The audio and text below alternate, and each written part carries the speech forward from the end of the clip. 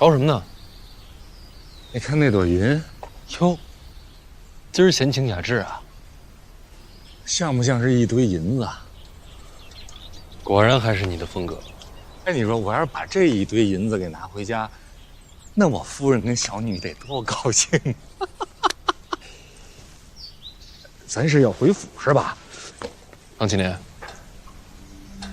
你听说过庄墨涵吗？我知道啊，今天进的城，这全城读书的种子啊，都去参拜了。威望这么大，读书人都知道啊，庄墨涵文坛巨匠，行走于这人世间的活圣人，天下读书人的老师啊，你不知道？你不也是读书人吗？我不算。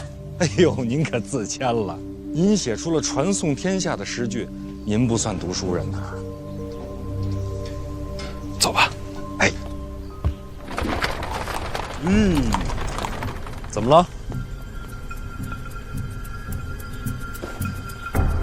影子大人，陈萍萍找我有事儿。有人要杀陈院长，天底下要杀陈萍萍的多了，不出半个时辰就要动手。他现在人在哪？监察院里，那就没事儿。没有重兵，谁能冲进监察院杀人？现在院长身边已经没人了。没人是什么意思？庄墨涵进京了，这跟庄墨涵又有什么关系？庄墨涵进京，才是改变的前提。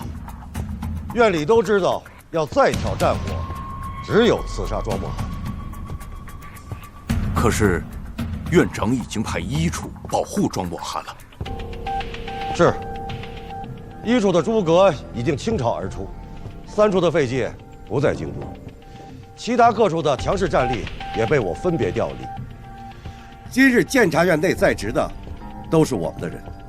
那也不足以强杀庄墨涵呐。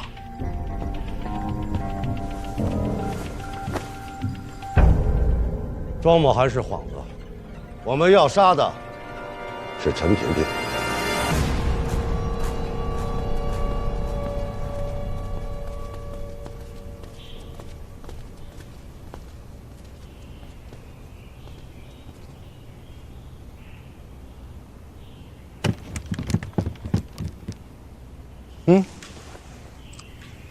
你来了。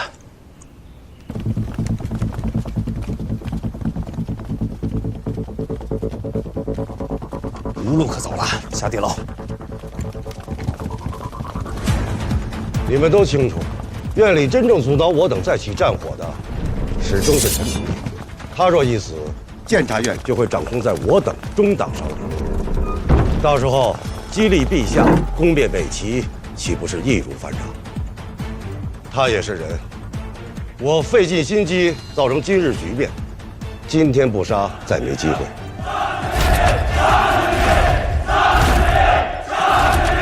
杀了陈萍萍，监察院大权就在你我手中了。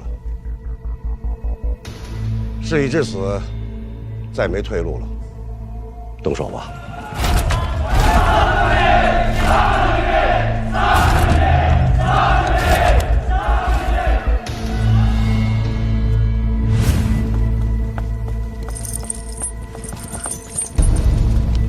范公子，李李姑娘一会儿聊，正被追杀呢。追杀？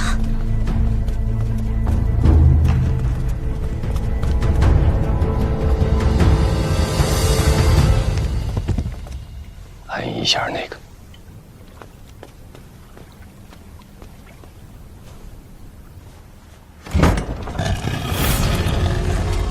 这里面就是地牢的最深处了。里边关的都是祸害天下的魔头，先进去再说。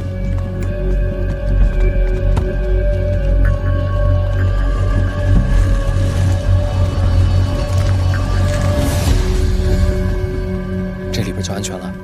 也不算太安全，有很多人知道这条路。平时他们要给犯人送水送饭，有时候还要把尸体拉出去。那咱们躲进来有什么用啊？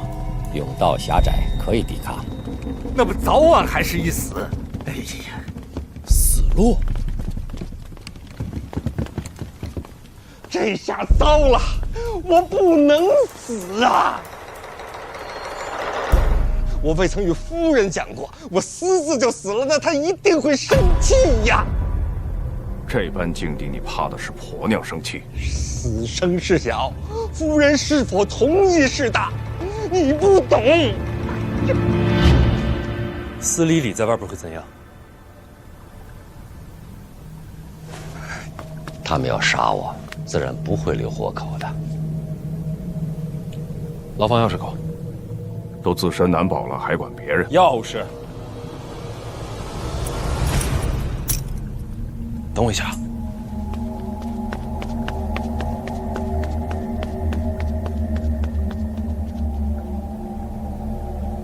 这孩子不错呀。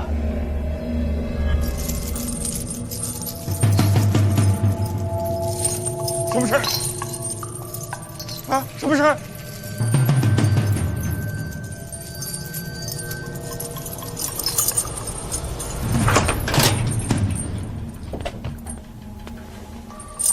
监察院内乱。你为什么要救我？快走，他们随时可能出现。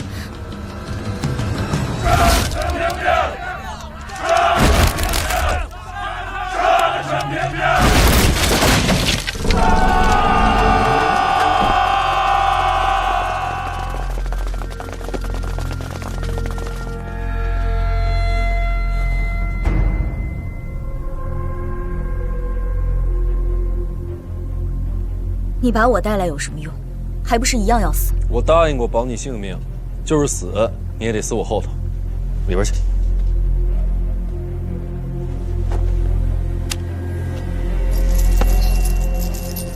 大人，这是什么？我说过，这里面关的人，祸乱天下的魔头。对，有一个还活着。这么多链子，就为一个人？就为一个人呐！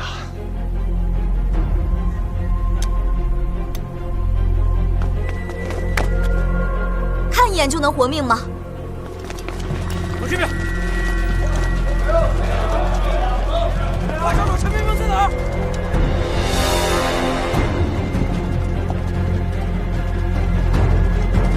没找到！没有！没有！没有！没有！在哪儿啊？没有！没有！没有！没有！没有！没有！没有！没有！没有！等等！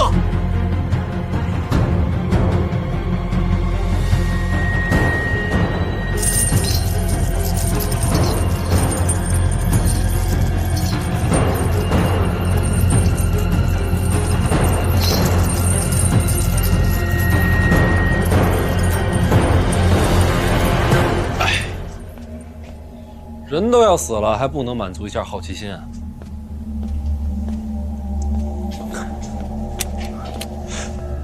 这人很危险，很危险啊！他叫小恩，我的腿因他而废。陈明明他就在里边，他无处可逃了。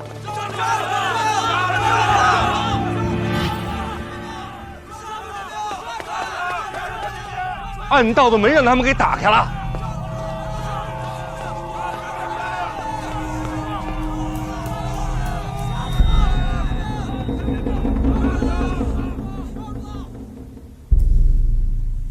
司礼礼，做什么？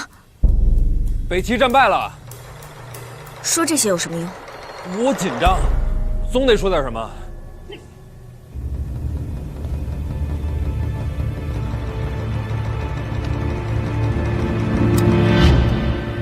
其实还有一个办法能破命，他们要杀的只是陈萍萍。你觉得他们还能放过我们？我们可以先杀了他，用他的人头换你我性命，这是唯一的生路。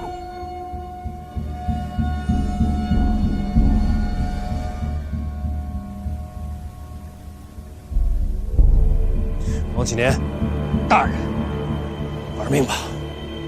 好，你干什么？等着。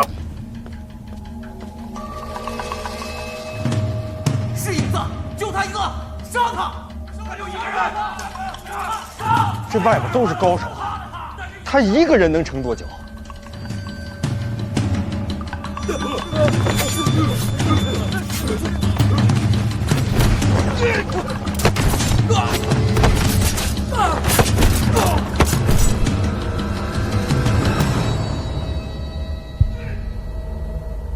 厮杀声好像越来越远了。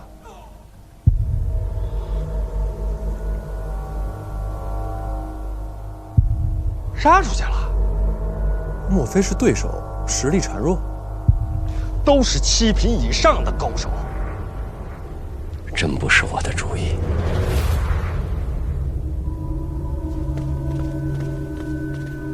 你说什么？影子要试探你，不是我的主意。什么意思啊？试探我？那外边那些人都是假的？他们真想杀我。那是有其他高手暗中埋伏？没有任何援兵。那你这话怎么说？影子一人可敌1000骑。我不知道，我就从来没见过影子带人出手。哦，司礼里，刚才影子离开，他们2个暂时不在我身边，我还以为你要挟持我，这可是你逃出升天的最后机会。我知道。怎么犹豫了？我不敢。在北齐，陈萍萍的名字与鬼神无异。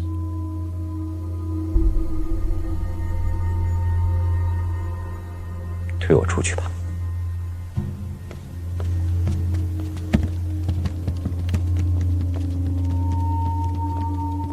陈萍萍，好好活着，等我出来。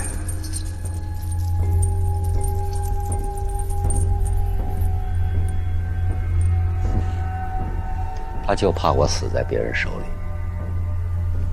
他出不去。走。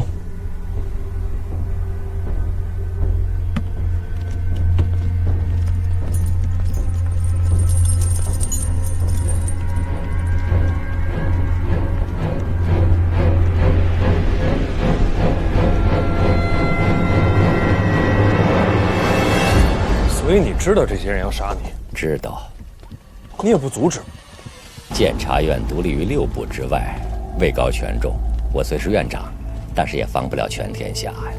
总有一些机构想尽办法派人混进来，而且他们个个都会隐藏。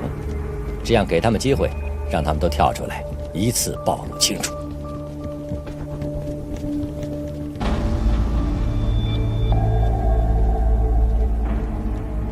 王青天。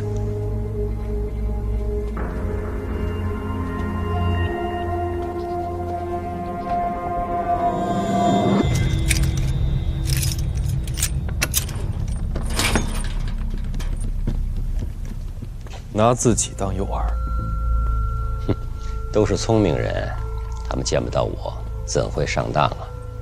走到现在，一个活口也没见着。自投罗网便是如此。我觉得在里面更安全。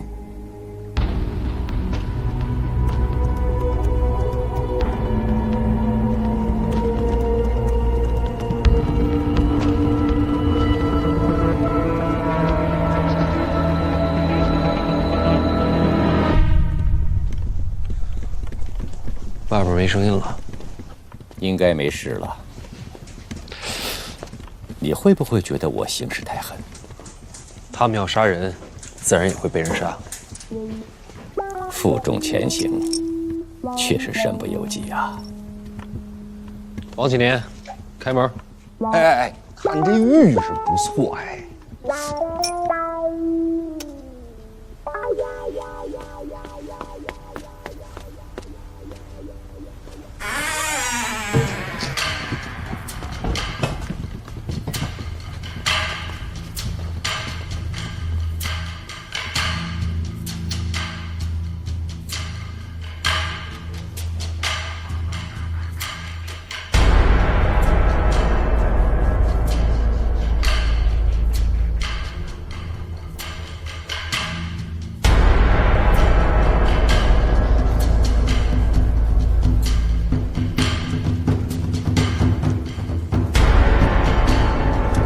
院长，属下一回院里，就看到影子在残杀同僚。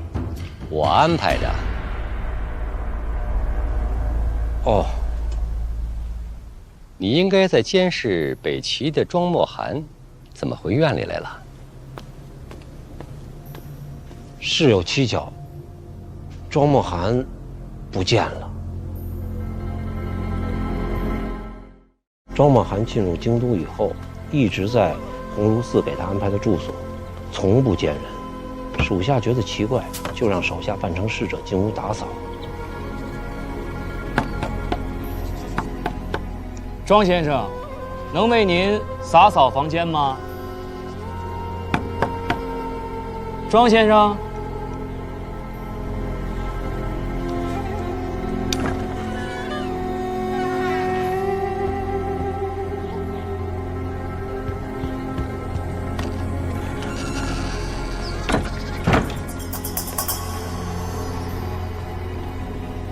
结果发现庄墨涵不在屋内。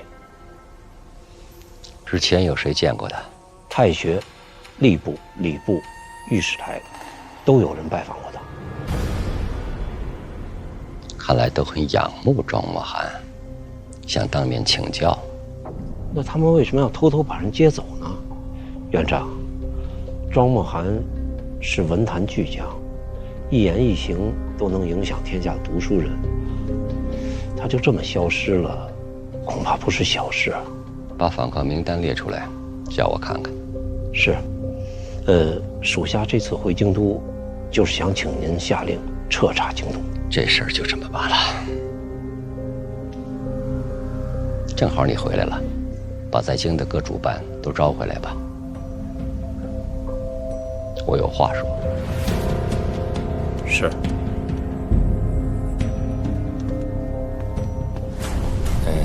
院长，范大人，我先回趟家去，跟我夫人报个平安。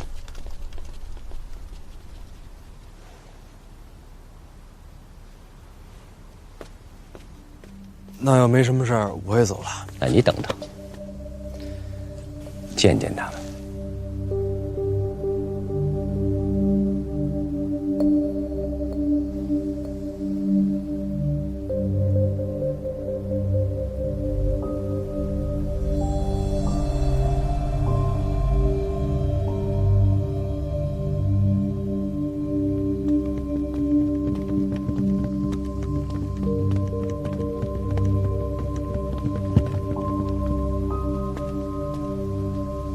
都在。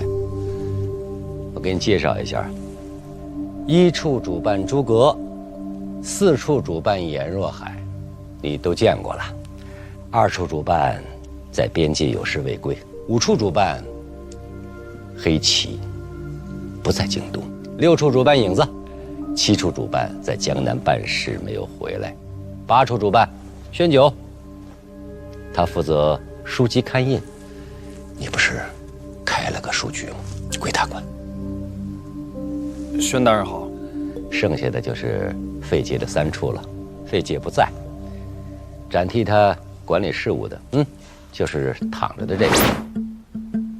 他是死了吗？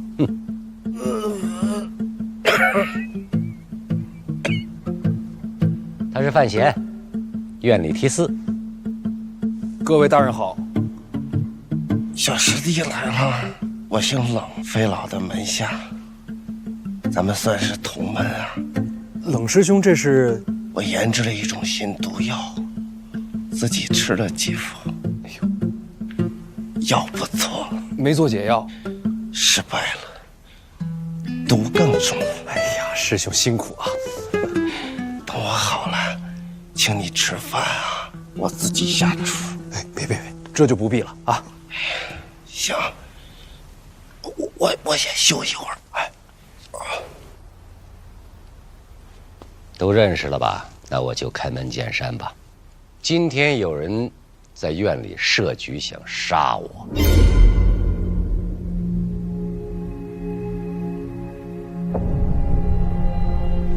范闲救了我。是影子动的手吧？我看见了。你认错了。我老了，以后范闲可以接我的班。你们多照顾。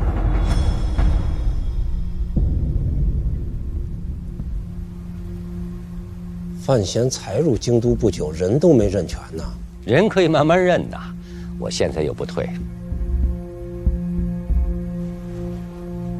院长，监察院乃庆国最重要的地方，不是谁都可以接手的。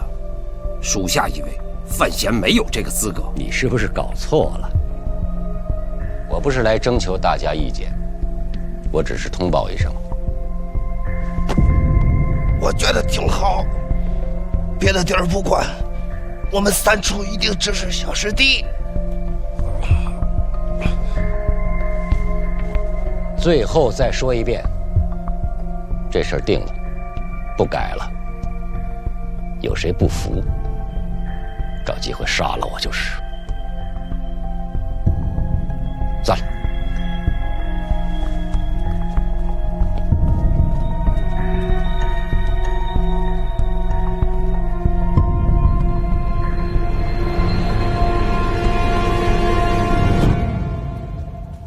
院里这些年风风雨雨，我本来觉着将来是你接替院长。院长今日这决定，确实让人心寒。严若海，有一点要说清楚，我不是要争权，我诸葛没能力坐那个位子。我明白。你不明白，我所做的一切皆以庆国为重。我知道，今日那些刺客的尸首我都看过了。都是胆大包天的。对，其中有好几个人最近和你交往甚密。刚才你怎么不说？严若海，你到底要做什么？我和你一样，一切决定都是为了庆国。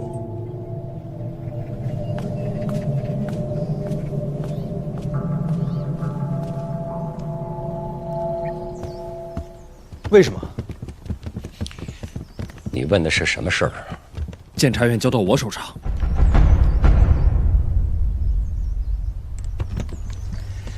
是影子自作主张要试探你，这样也好，可以把事情说清楚。诸葛说的没错，我还没这资格。监察院是你母亲一手创建的，这些年我一直替她守着。这个院子终究我要还给你。时过境迁了，时间过了，初心未改。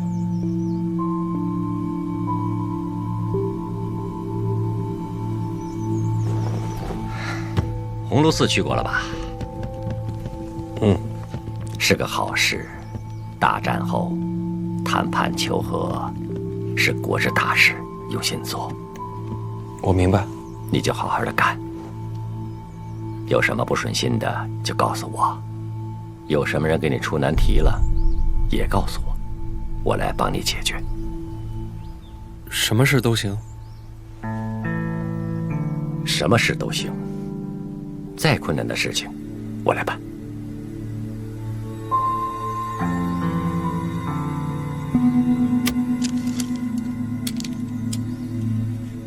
回去吧，今天累了，晚上越发凉了，知道把被子盖厚一些。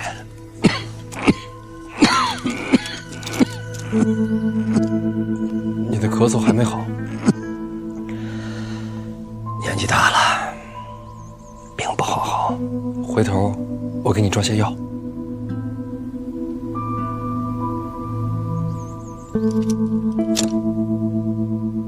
好啊。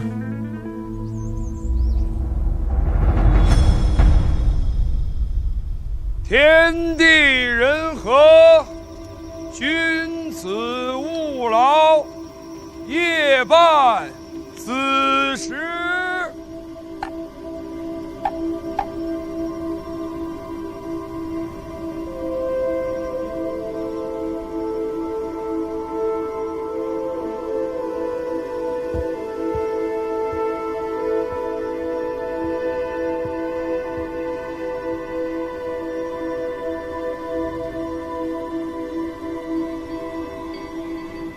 你心神不宁，我去了宫里，若若画了太后寝宫的地图，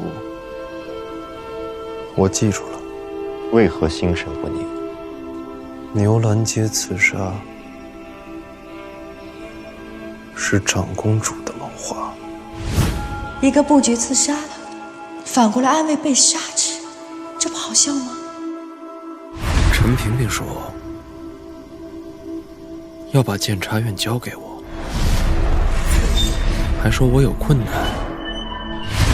告诉他就行。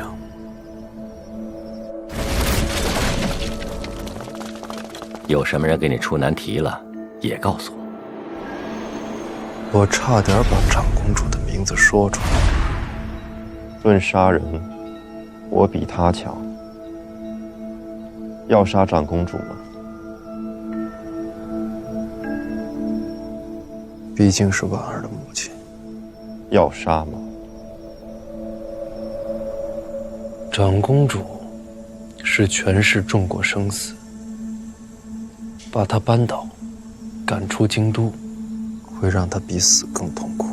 这我不会，我自己来。随你。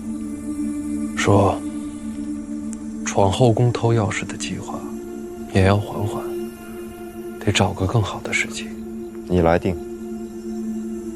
说，你知道吗？监察院那个影子，武功很高。知道。他是大宗师吗？9品上。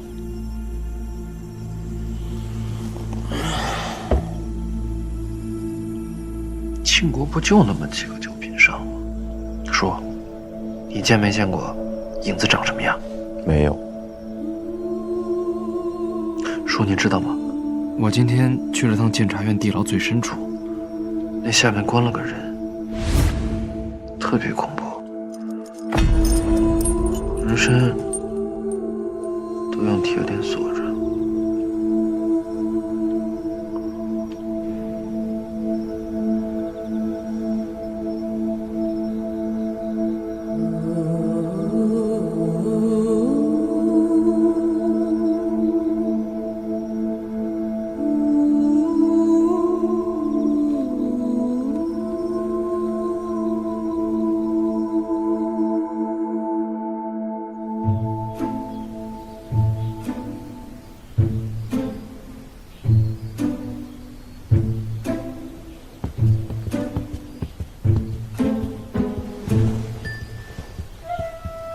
请。大人是副使，坐这儿。好。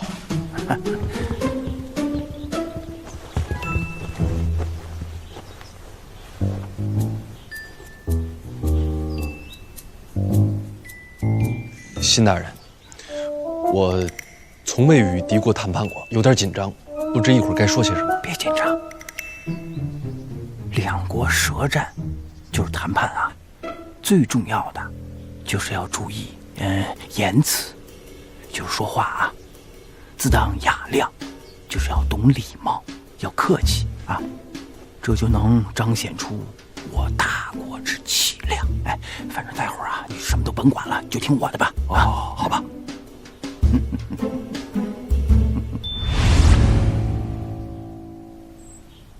我雄师所占1州之地，绝不可能还你们。那是我国疆土，你国疆土，你国疆土，想要回去，派兵来打呀！要不这么着，我先宣布一下谈判暂停，等两国打完了以后再继续谈，你干不干？你粗鄙！尔等的嘴脸我早就看出来了。我说的可是真的？那当然了，听我细细道来。来，张兄，这边请，到我府上详谈。这家酒馆的招待小特别有礼，我来。小二啊，哎，来了。小二啊，来，给我换个曲子啊。好嘞。好。范大人，这个午后呢，咱们还得接着谈啊，所以呢就不饮酒了。哎，这曲子对了，最适合我等读书人。辛大人，刚才谈判是否过于张扬了些？就是强势。不是大国气象吗？哎呀，将士们出生入死，赢了，我们不强势，对不起这些兵啊。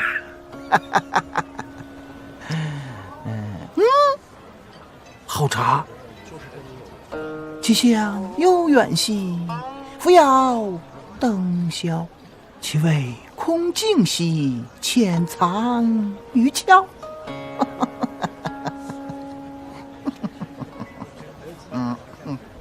我大军所占益州之地，不可能还，而且你们还要赔付我大军开拔之资，这还怎么谈下去？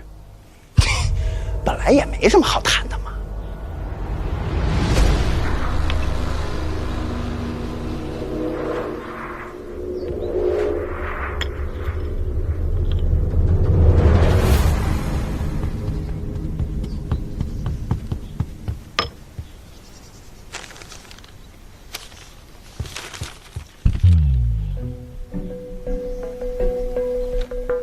辛大人，此次谈判，我方条件绝不会让步。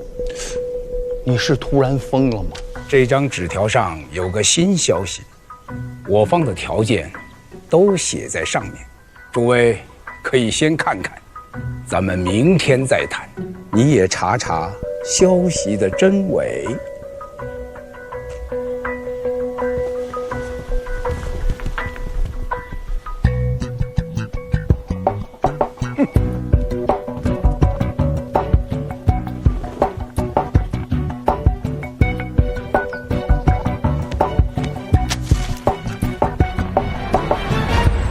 这下糟了。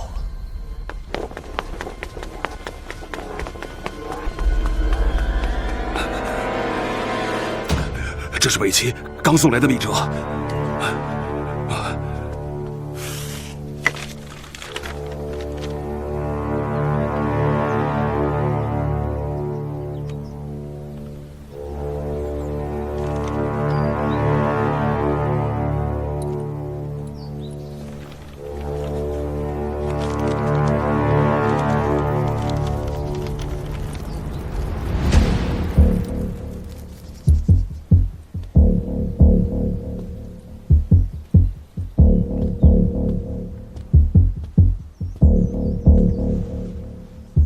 院长，您找我？有件事你必须要知道，冰云被抓了。北齐锦衣卫干的，沈仲亲自抓的人。人还活着吗？活着。北齐要当他做谈判的筹码，他们要什么？首先要拿回这益州之地，其次要归还战俘，还要给他们北齐死去的兵丁发放抚恤。最可恨的就是这最后一条，他们要用萧恩和司礼礼换回严公子。萧恩啊，监察院地牢里关着那个。没错，那可是北齐的盖世魔头啊，曾经和陈萍萍齐名。那时候陈萍萍率黑旗千里奔袭，以双腿的代价才把他给抓回来。这样的人物要换回去。说的是啊，不过这次国战多亏了严冰云打探军情，传送密报，咱们才赢得那么顺利。更何况他还是监察院严若海的亲儿子。不还，打下的疆土不能还，打下的疆土不能还。其实他们真想要的是萧恩和司礼礼。萧恩不能放，此人归齐必将疯狂报复。作为全国子民，我不能接受。不是放，是换。换冰云回来。我连夜北上，潜入北齐国都，设法救回犬子。此事北上救人比登天还难。作为一个父亲，我必须如此。换不换不是你来定的，学长，也不是我。此事只有一个人能定夺，侯公公，在，马上让监察院放人。陛下。另外，告诉鸿胪寺，朕打下的江山一寸都不放，其他的条件都好谈。那个严冰云必须活着回来。领旨。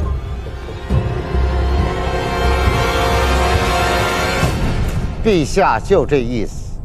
萧恩不能放啊！严大人，陛下有口谕。陛下知道萧恩是怎样的人，监察院能抓他一次，就能抓他第二次。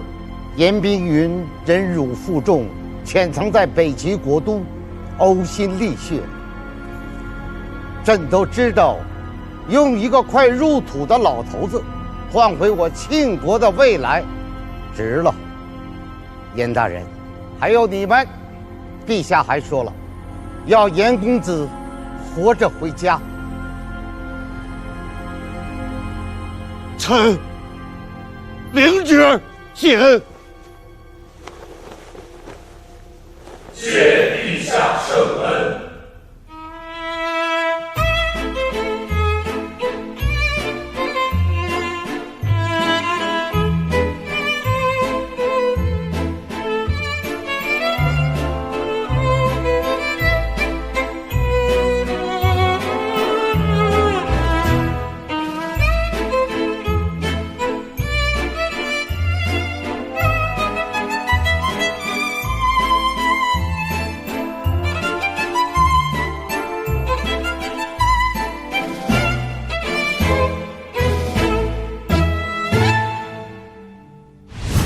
范闲，把提词腰牌给我。给我。范闲，我们会再见的。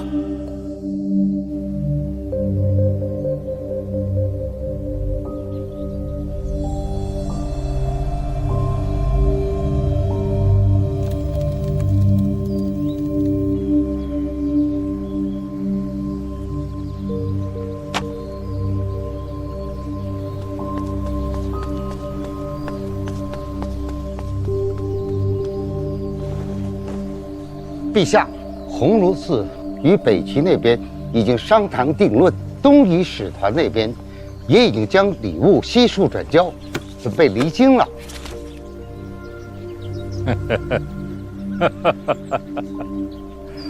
虽有波折，鸿胪寺办事还算周密。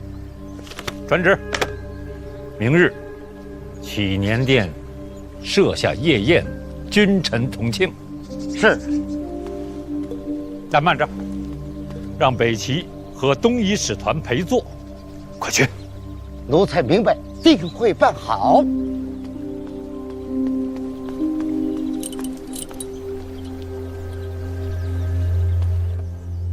明日夜宴，百官云集，北齐朝臣、东夷使团欢聚一堂，可谓盛事。庄茂涵呢？谁？我是说庄茂涵，他好像没有参与谈判。确实没有。进京都以后消失了一次，之后就一直在屋内静坐看书，再无其他举动。那就古怪了。一代文坛宗师千里迢迢来了京都，结果什么事儿都没做，就为明日吃顿宴席。明日夜宴要想发生什么，转瞬之间天下皆知。院长的意思是说，庄默涵明日夜宴会有所举动，若有企图，必在明夜。那我们当如何？什么都不用做，瞧着就行。那岂不失了先手？也没其他法子。不知庄茂涵意欲何为，自然无法防范。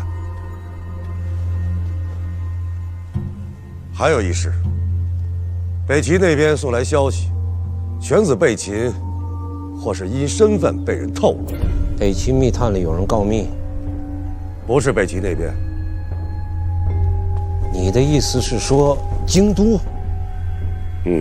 是京都有人把他卖了。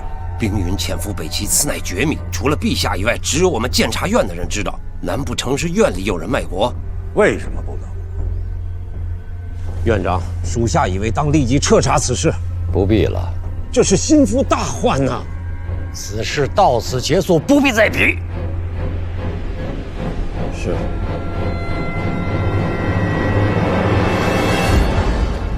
监察院成立这许多年，光阴流转，昼夜时刻，有些老东西也该换了。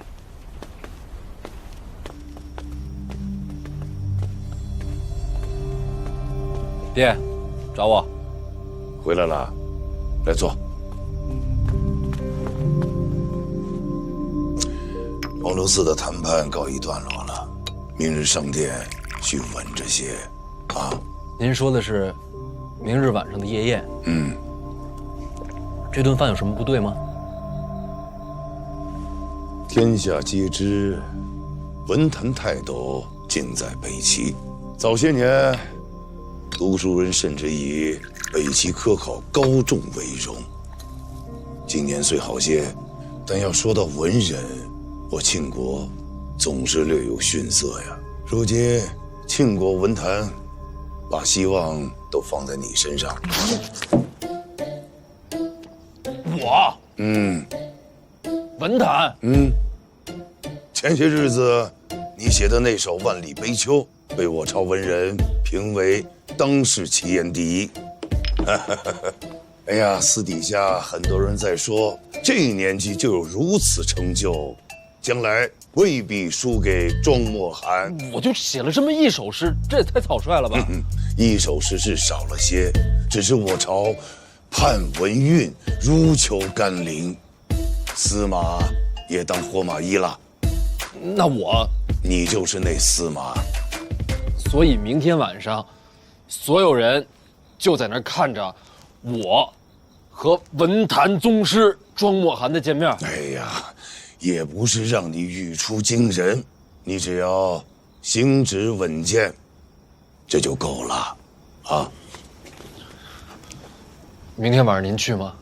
哎呀，明天设宴是为了鸿胪寺和礼部准备的，我以户部侍郎去做什么呀？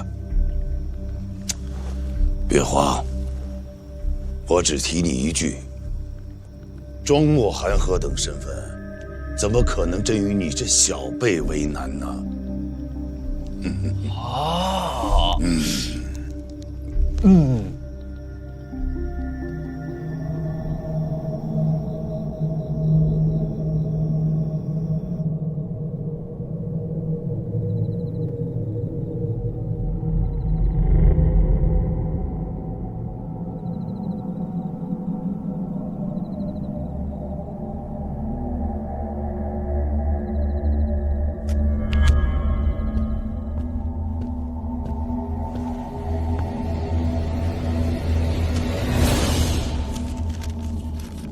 明日夜宴，范闲议制，烦请庄先生会此子声明。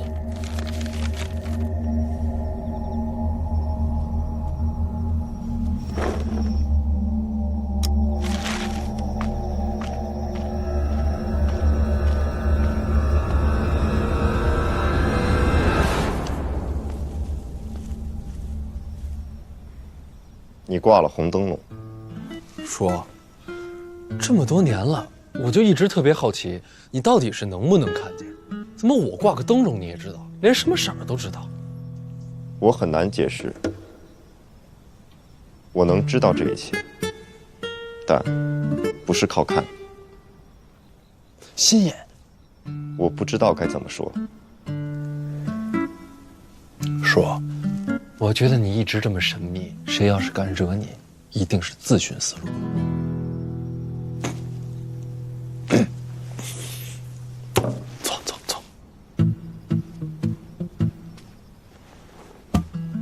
咱们话归正题。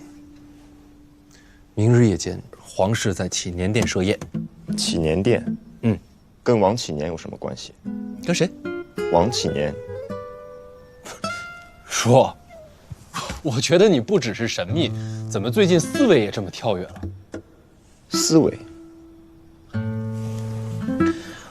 我觉得启年殿跟王启年没什么关系。好吧，说正事儿啊。明日宴席主要是为了庆祝北齐一役尘埃落定，也算是件盛事。哦，你就不问问我为什么要找你过来？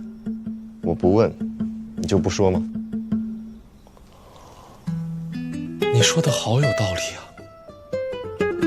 好，明日宴席散后，咱们夜闯后宫。决定了。一场盛事过后，正是松懈之时。好，计划不变。我引开洪四祥，你入太后寝宫，找到钥匙。还有最后一个问题，我不知道太后会把钥匙放在哪儿，所以藩长需要花些时间。他枕头下床板处有一处暗格，紧要东西都在里面。你怎么知道？小姐当年翻过。老娘为什么要翻太后的暗格啊？老太太寡居多年，看上去一本正经，不知道私底下会不会藏些情书。这是小姐当年原话。他就为了看点八卦，就去翻当朝太后的家底。虽然我不知道八卦是什么意思，但你说的没错。没人发现吗？是我替他把的风。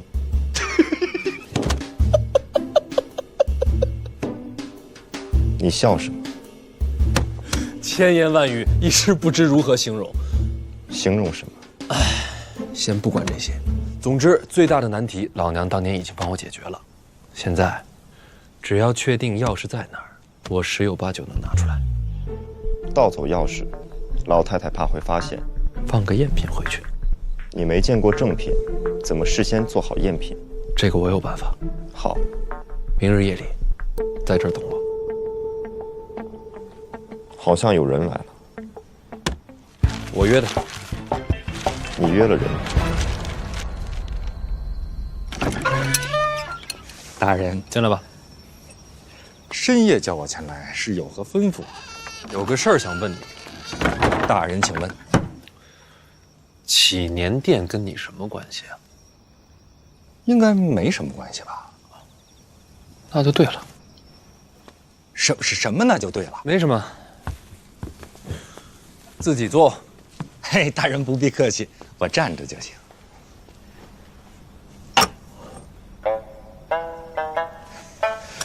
大人，我听说您在鸿胪寺威震北齐使团，为庆国立下了丰功伟业。明日我会参加夜宴，大人英姿勃发，败将入相，指日可待。这银子是给我的。是，谢大人。哎呀，大人，您下回再赏我呀，您赏我银票，银票好藏些。然后我要夜闯后宫。大人，您说什么？我说我要夜闯后宫，然后潜进太后的寝宫，偷一把钥匙出来。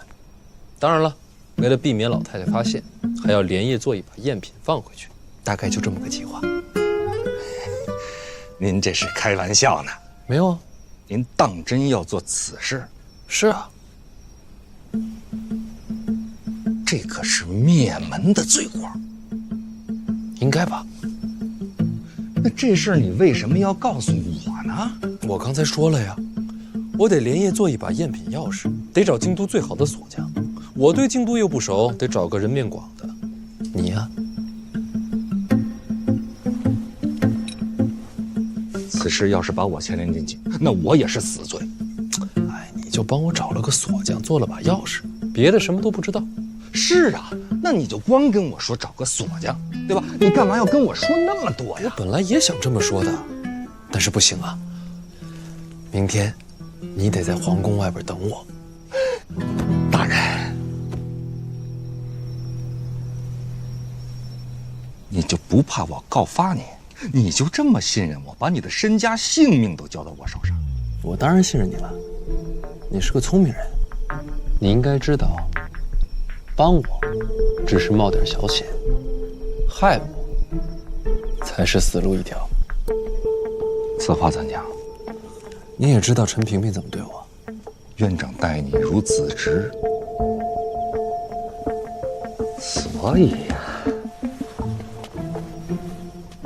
如果是我告发你，害你性命，那院长一定把我给千刀万剐了。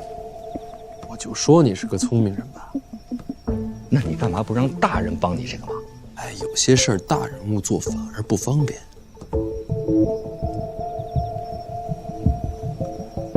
我还能说什么？随便你啊。我认识个好锁匠。好，让他明天晚上等我。好。从今往后，你每月俸禄再加10两。这可是抄家灭门的买卖，你就加10两，你不觉得他有点少？不要，你要。下回给银票。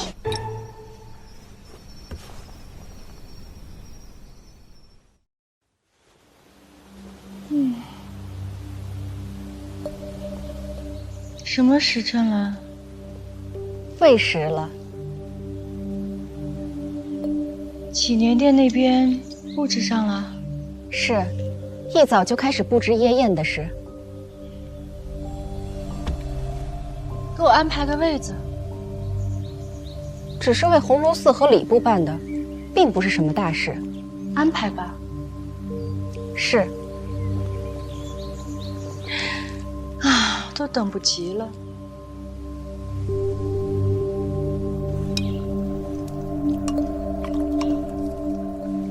问过了，祈年殿夜宴有10左右可以入席。殿下，您如此这般吃喝，宴席上又怎能吃得下去啊？这样的宴席，就是喝酒唱赞歌，怎么可能吃得饱？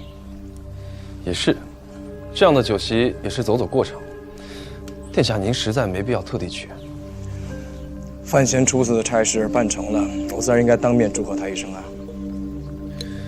这范闲不是已经入了太子门下吗？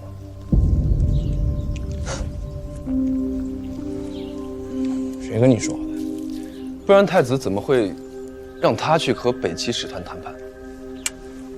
范闲这样的人物，太子收服不了的。我跟范闲相见不多，却如遇知己。范闲啊，性子跟我一样，不是甘居人下的。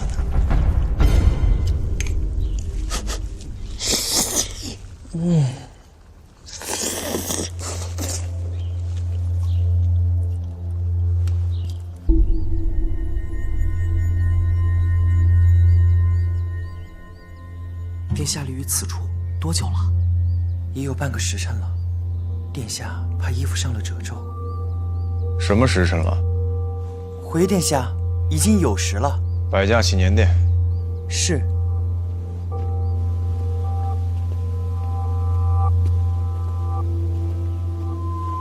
庄先生，车驾已备好，可以出发了。东西我来帮您拿着。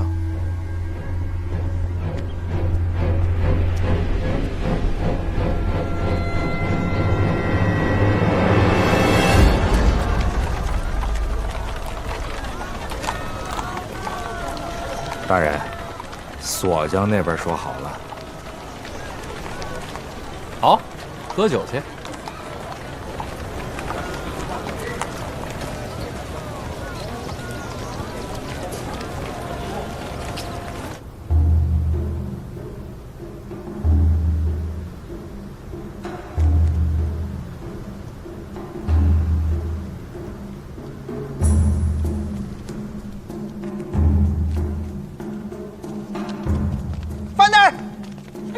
范大人，哎呦喂，辛大人，真是有缘有确实有缘。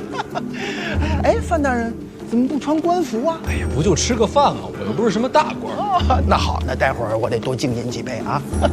二位大人，循例盘问，若是有什么利器，可不能带入殿内。赴个宴还带什么利器呀？哎，范大人，你听，这个礼乐就是礼部准备的。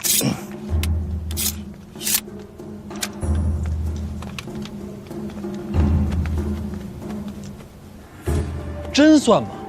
钢针这么长？哦，不行的。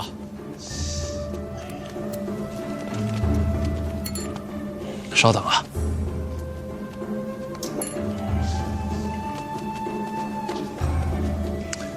现在没了。哦，辛大人，咱们走吧。我被刺杀过，谨慎了些。对，该谨慎，谨慎是对的。毒药能带吗？毒药？不行不行不行。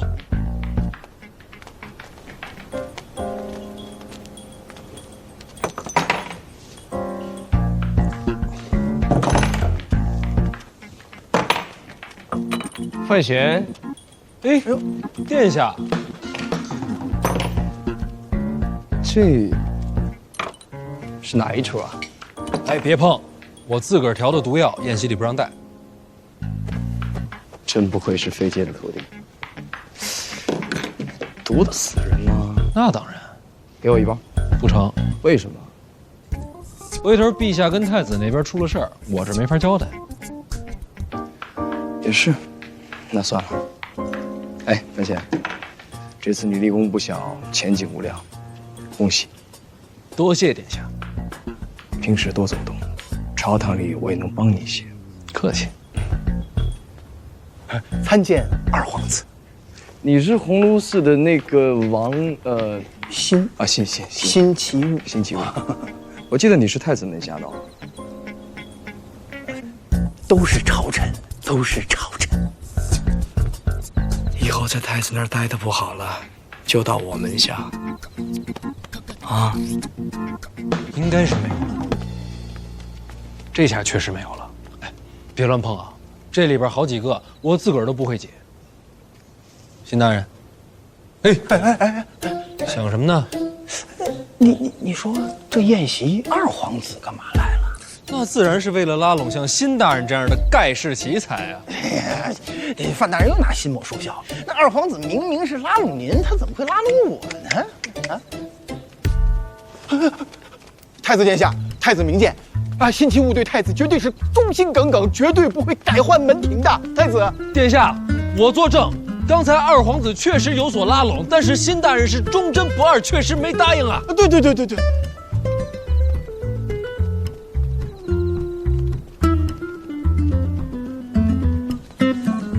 多谢范大人慷慨之言，跟我客气什么呀？放心，殿下没那么小气啊。是。哎，不对呀，范大人，刚才二皇子说那话明明是拉拢你呀，那怎么现在反倒是让您帮我撇清关系啊？都一样，可不一样啊，大人。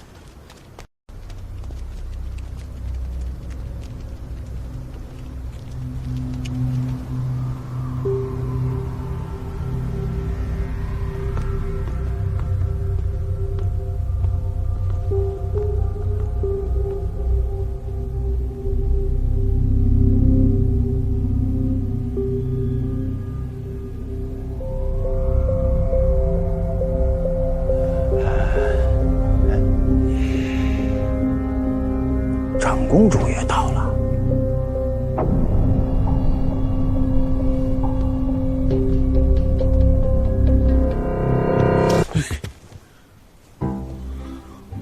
你这贼子可还有脸再见我吗？啊，你哪位啊？你岂有此理！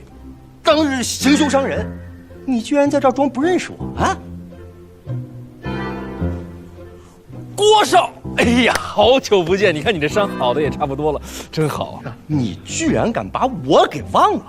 慎言，你这话说的好像怨妇。你这个恶贼，你做的那些事情，我都在心里记着呢。越发的像了，你来干嘛？他来干嘛啊？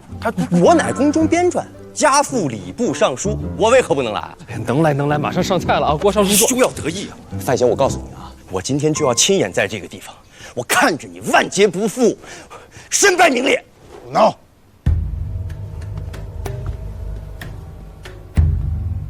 父亲，这是什么场合？回去坐着。是。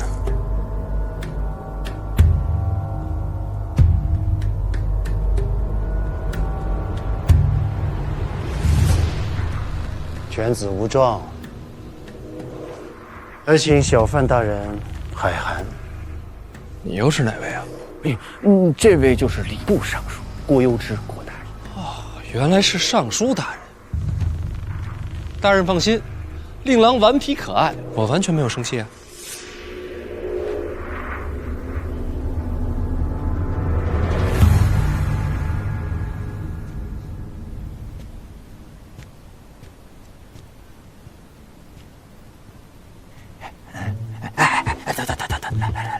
做无忧判了啊！这边是咱们的座啊！来，这边，咱们是这边，来，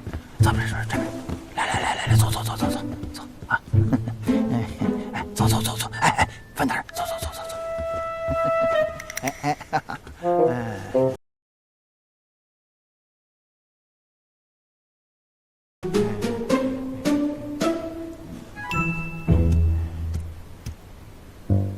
范大人，郭宝坤也是太子门下，我看二位还是和解了吧。我倒是没事，你看他也。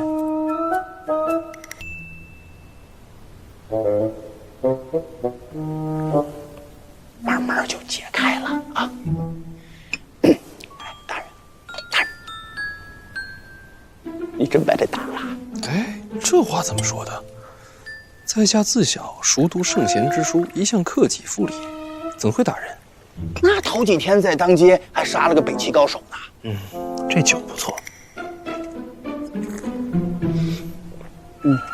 是，不错。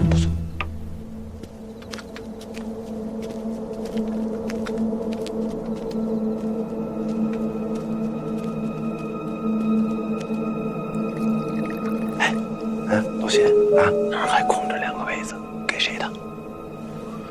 估计是给东夷城和北齐2位大将准备的。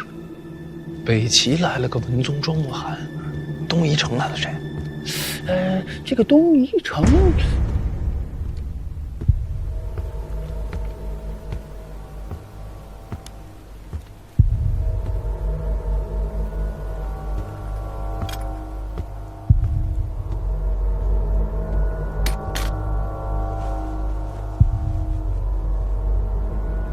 范大人，没事吧？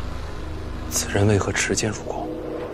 四顾剑门下，向来都是剑不离身，陛下特准的。四顾剑门下，他就是大宗师四顾剑首徒云之兰。云之兰，当日你在街头杀的那2个女刺客，就是他的弟子。这次东夷城派使团来到京都，也是为了此事。他卖酒吗？这个倒是没听说。大人何出此言啊？听着像酒的名字。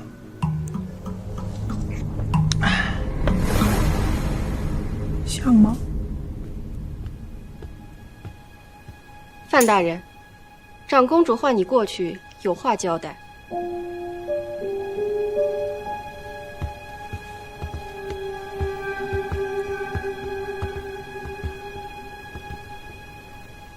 凑近些。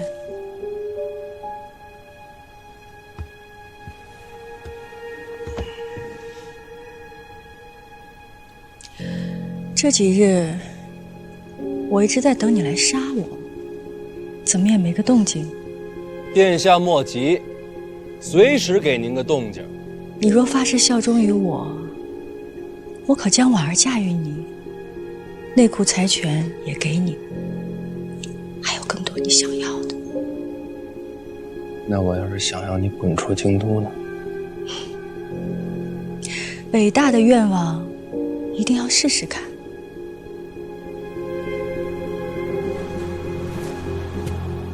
臣定不辜负公主期许。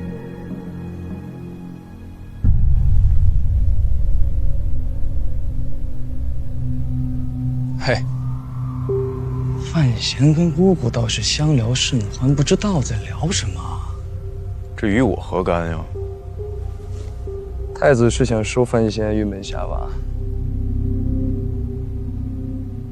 不如咱们打个赌，看范闲到最后会投靠谁？赌什么？拿命吧！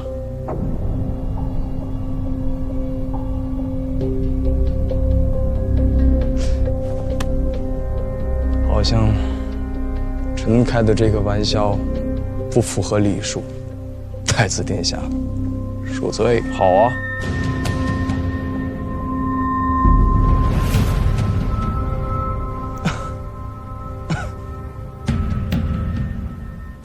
庄莫涵到了，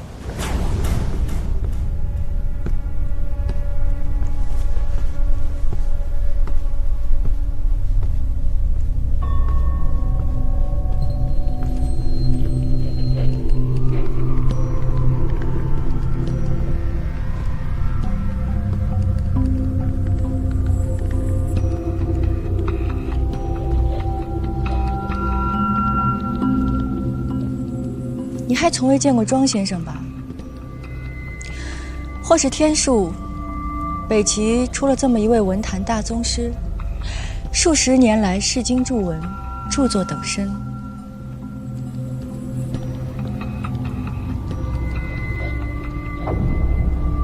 从某种角度讲，他比帝王还要强大。文道传承在于一身。老爷子也不嫌沉。若是让读书人听到，定会骂你不尊圣贤。我怎么会承认这话是我说的？我听说有人将希望托付在你身上，期盼你终能成就文坛大家的身份。公主想必不会这么期望。好了，庄先生到了，宴席也该开始了，你也归坐吧。臣告退。机会我给你了，是你自己不要的。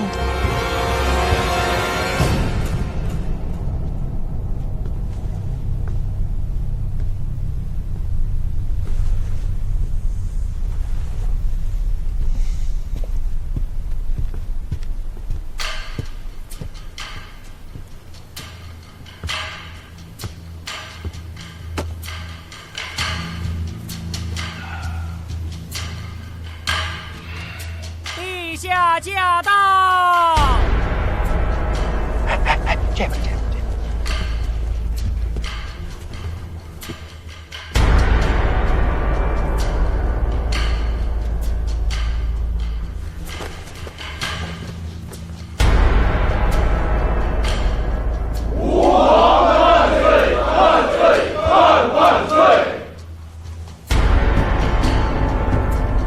đứng身吧。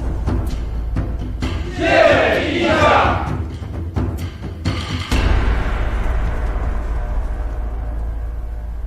陛下已经到祈年殿了。今日轮值的宫女太监禁卫都查过了吗？都查过了，都是家世清白，没有可疑之人。进殿之人有没有行迹诡异的？有。范闲，据禁卫处报，他到祈年殿时身上带了短刃和毒药。庄墨涵那边呢？庄墨涵只带了一卷旧纸上殿，我的人借机碰过了，里边没藏东西。我觉得庄墨涵也不是一个习武之人，应该闹不出什么大事吧。云之兰持剑上殿的，是。但是云之兰师从四顾剑，跟庄墨涵应该不会有什么瓜葛吧？云之兰如果要是出剑弑君的话，谁来阻拦？洪四祥，洪公公就在殿外。上山！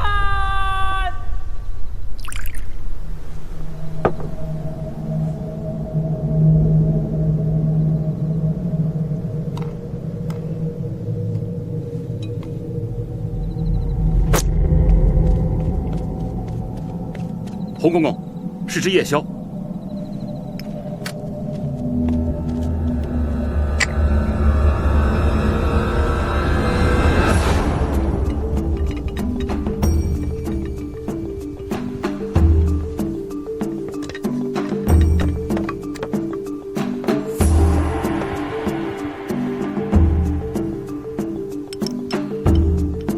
国少，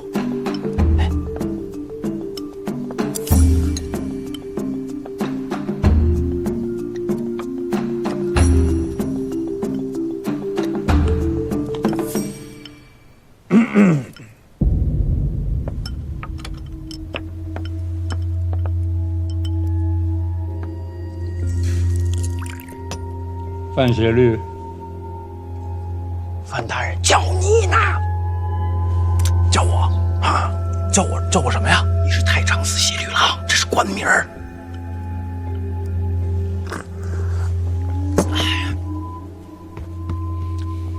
陛下，你见朕几次都没跪下过，这次以为你还会站着。那岂不是要犯了众怒？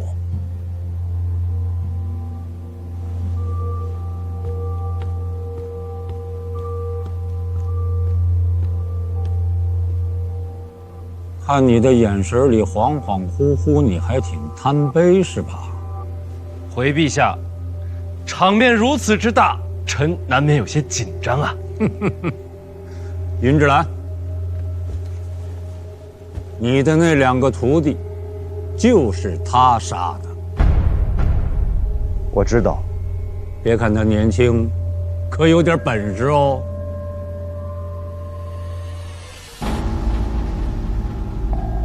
杀我才算本事。四顾剑的徒弟，就是有点傲气。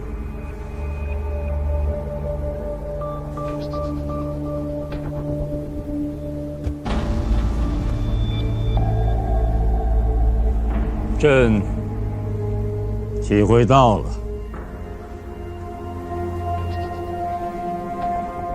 范闲，鸿胪寺传来折子，说你这次差事办得不错，大战由你而起，也由你而终。朕不想当众赞扬你什么，来，陪朕喝上一杯。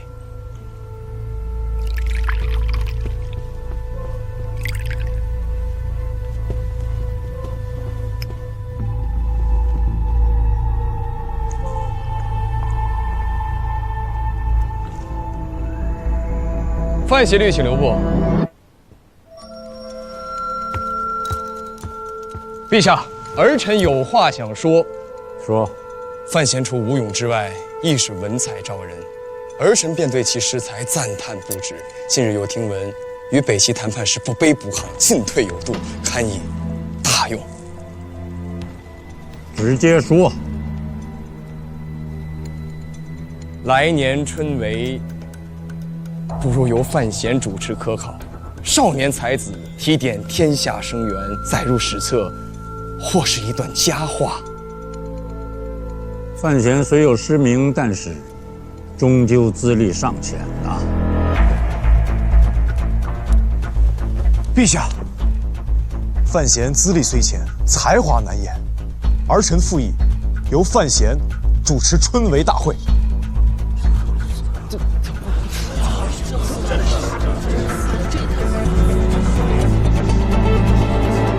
离春闱还有些日子，到时候再定吧。你们都下去吧。陛下，这位少年郎便是范闲吗？庄先生也认识他，读过他的诗。此人虽然年少，倒有些诗才，庄先生要多多提携后进哦。老夫本是齐国之臣，庆国政事本不必多言。可这春闱考比，乃是天下读书人立身之根本。选择主事之人，当谨慎为上。庄先生说的极是，春闱的事儿，确实应该慎之又慎。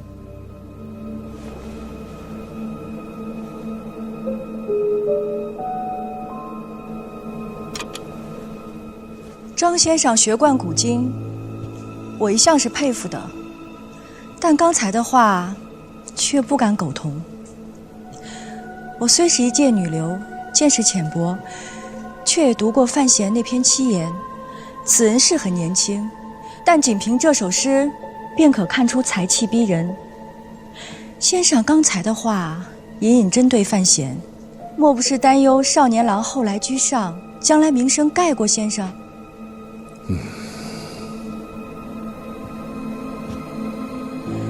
在座诸位都是古公之臣，名学大家，自然不喜口舌之争。本宫不识礼数，却愿意为我庆国才子说句公道话。是说那首七言诗吗？正是。敢问先生，有哪首诗能胜过范闲这篇七言的？林睿，殿前休得无礼。庄先生海纳百川，对此等言语不必在意。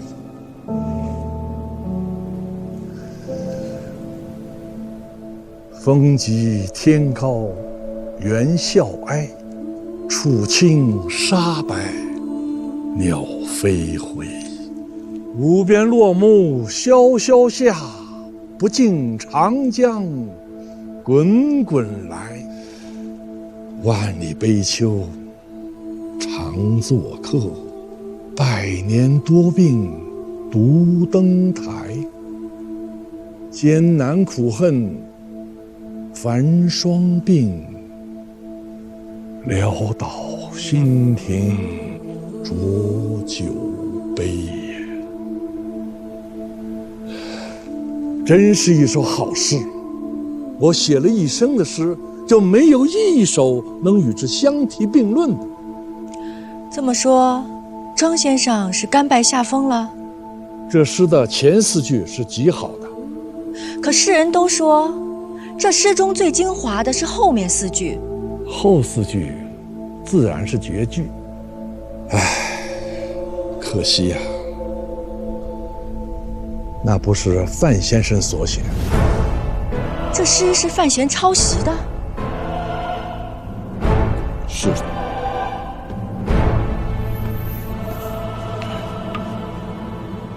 朕也觉得好生奇怪，他哪儿来的这么大的才呀？范闲，你有什么话要说？庄先生爱说什么就说什么，反正庄先生德高望重，空口无凭，说话也算数。陛下，儿臣可以作证，范闲这首诗是在靖王府诗会所作，当时宫中编撰郭宝坤也在场，可为人证。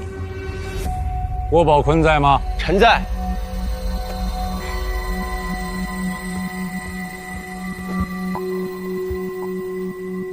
这首诗是范闲做的吗？是。这么说，庄先生是蓄意构陷了，或是被什么小人蒙蔽，所以才有此误解。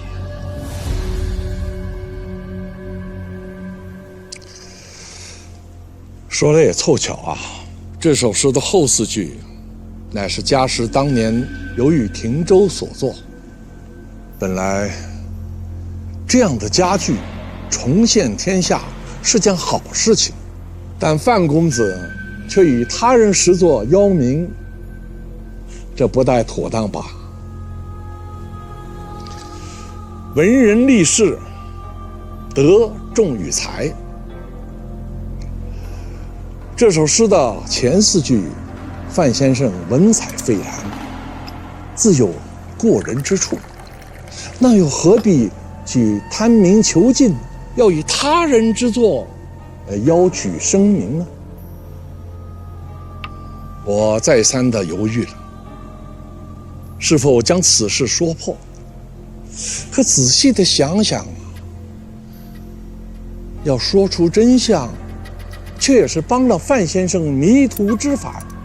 所谓不破不立，重新立德养心。范公子啊，这也是老夫一片爱才之心，并无恶意，望范公子自省。范闲，有话可说。庄先生，令师可是姓杜啊？家师不姓杜。那就没事了。庄先生素有尊师重道之名，想来不会以老师之名胡乱攀扯。但人心难测，眼看后学晚生声名鹊起，心怀不甘，胡乱编造，毁人前程，也未可知啊。长公主，你这是怀疑老夫道师之名，构陷后晋？不敢，只是我庆国与北齐不同，注释首重律法。先生若要指人以罪，空口白话却不足以为凭。长公主说的有道理。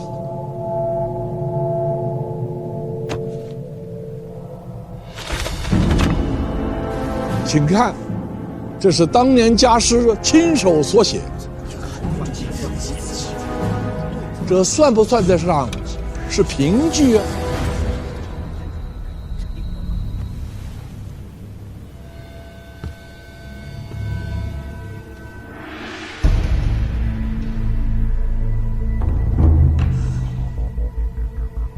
确实是这4句。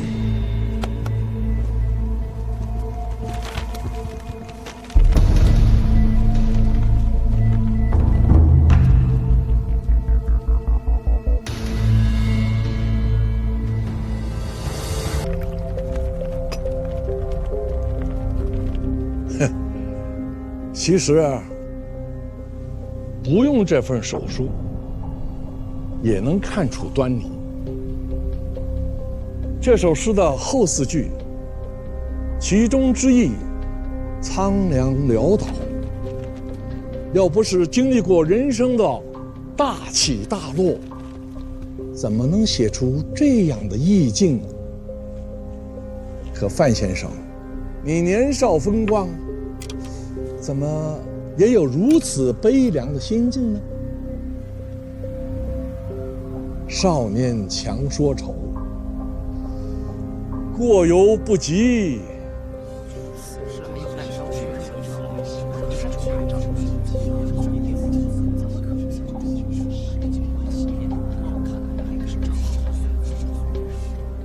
陛下，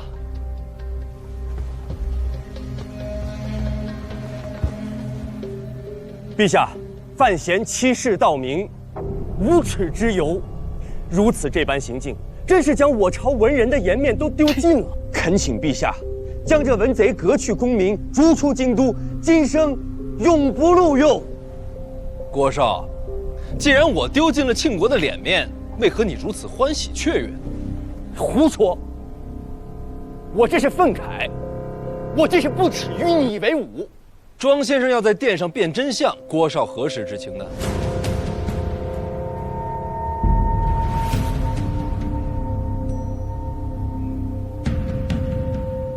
自然是刚刚听到。那为何我今日一到启年殿，郭少就言之凿凿说今日便要看我身败名裂？不知是郭少掐指能算，还是说早就跟庄先生暗通款曲了呢？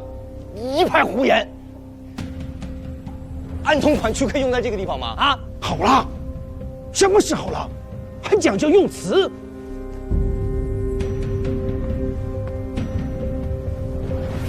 陛下，犬子与范闲素来不睦，二人争执，倒也无碍大局。如今关键在范闲这首诗里，既是抄袭他人诗句，则理当重罚，否则难以平息天下悠悠众口。还是尚书大人厉害，一句话说在痛处。秉公直言吧。庄先生，你说的没错，这首诗是我抄的。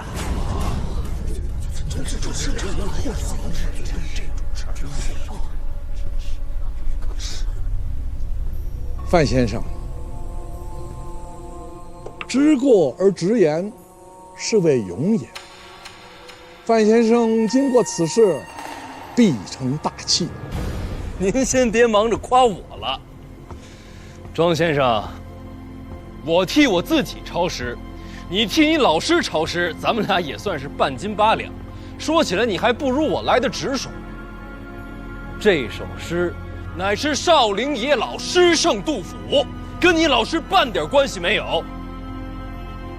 庄先生替令师欺世盗名，还真是尊师重道的典范。诗圣，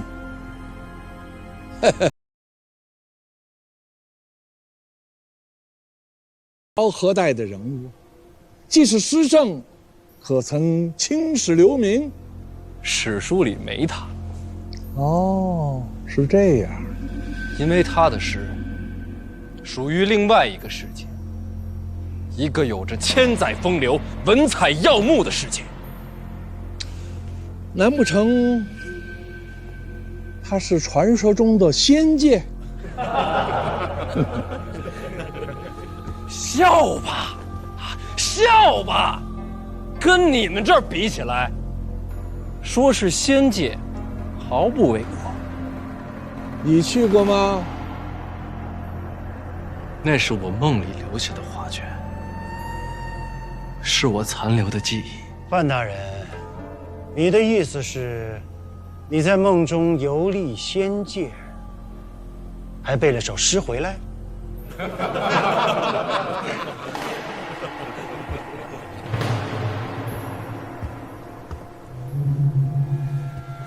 陛下，范闲所言过于离奇荒谬，如此狡辩，实属欺君，请陛下圣裁。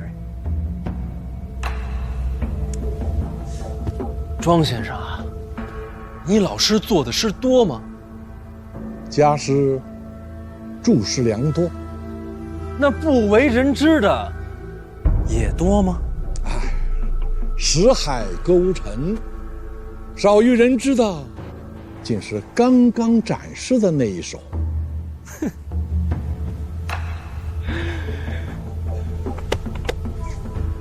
谁说我梦里只背了一首？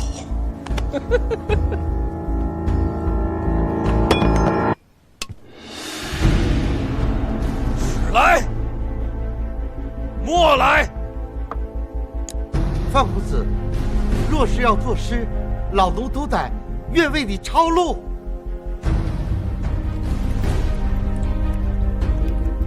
范大人是想临时再做2、3首诗，证明都是从仙界看回来的。你不知道，那段记忆就如同刀刻斧凿一般刻在我的脑中。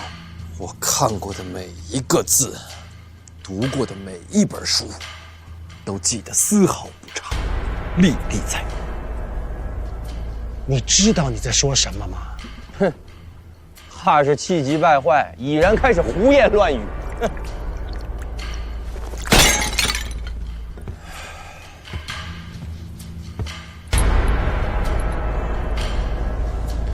君不见黄河之水天上来，奔流到海不复回。君不见高堂明镜悲白发，朝如青丝暮成雪。人生得意须尽欢，莫使金樽空对月。天生我材必有用，千金散尽还复来。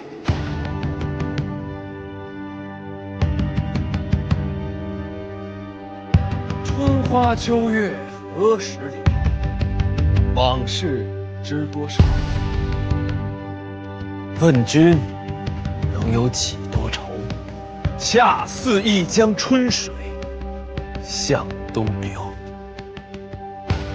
不知天上宫阙，今夕是何年？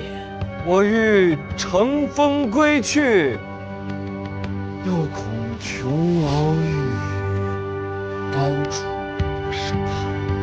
起舞弄清影，何似在人间？醉里挑灯看剑，梦回吹角连营。800轮麾下炙，50弦分塞外声。沙场秋点兵。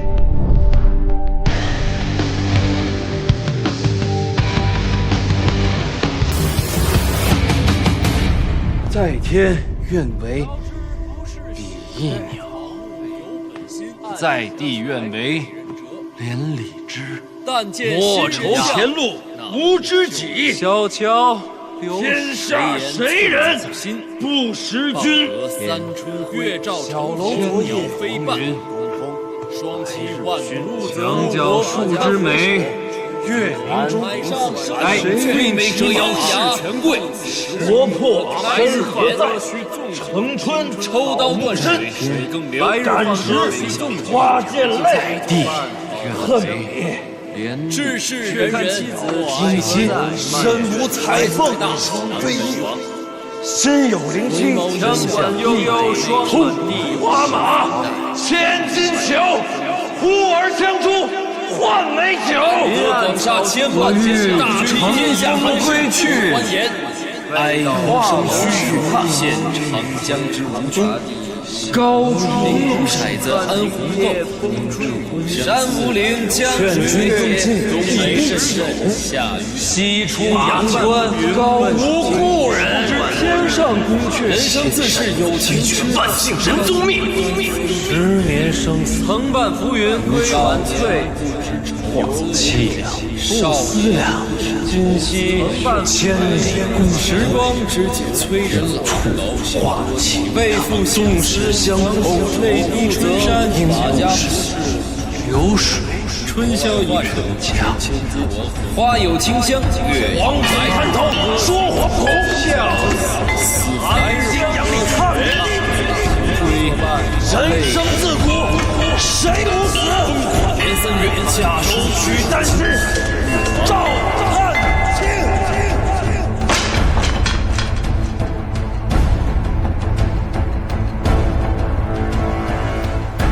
前不见古人，后不见来者。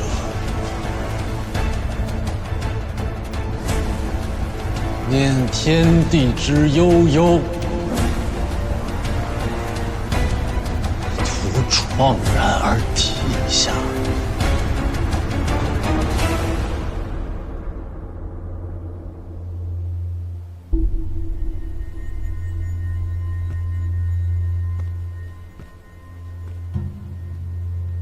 过百了吗？哎呦，花公子早就过百了。那就这样吧。这世上哪有什么仙境啊？哼！若没有仙界，这些诗句又是从哪儿来的？那肯定是他自己写的。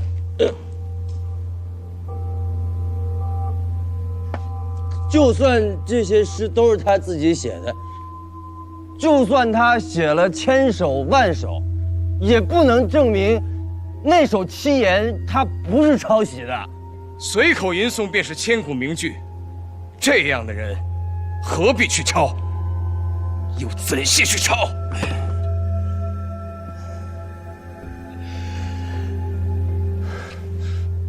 著经世文，我不如你；背诗，你不如我；做文坛大家，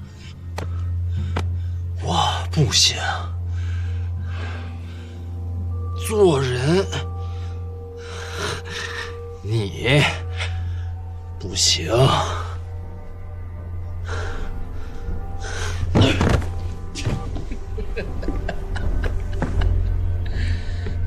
我醉欲眠，君且去。去你妈的！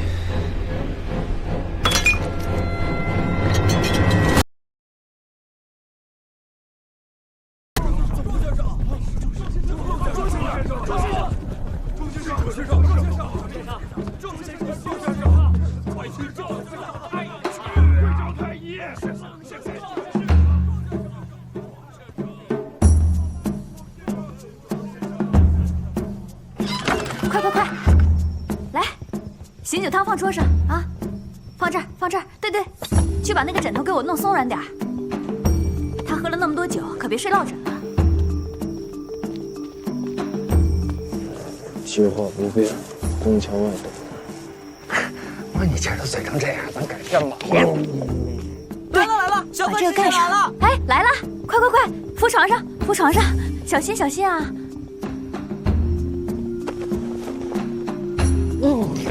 哎，慢点儿。哎，给盖上，快快快，小心，盖上。有劳你了，早点回去休息吧。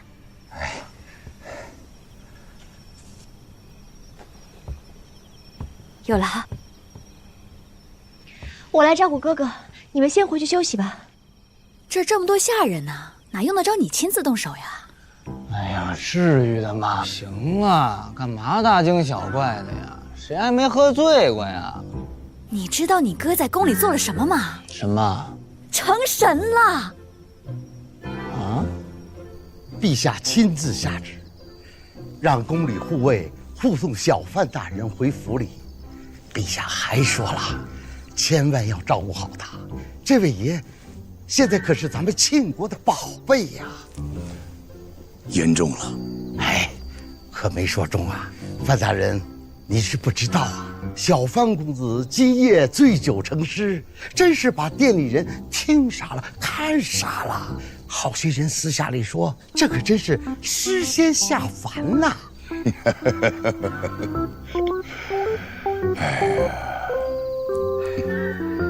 你看看你哥范闲啊，人家多有出息，你呀你就知道睡觉啊！你跟你哥学学啊！他不是也睡着呢吗？让他们出去。你跟他能一样吗？还睡？天色不早了，你们先回去休息吧，我照顾哥哥。还休息什么呀？这都成神了，得好好照顾着，煮点夜宵，万一一会儿醒了想吃呢，快去！哎，赶紧的！行了，都走，哥哥要休息了。哦，快走快走，下去，让他好好休息，轻点轻点啊！哎呀，该走了，让你哥好好休息，快走。早就该走。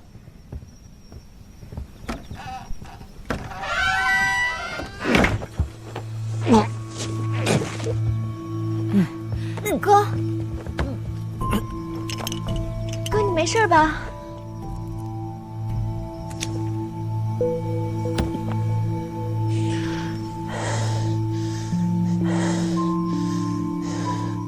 没事。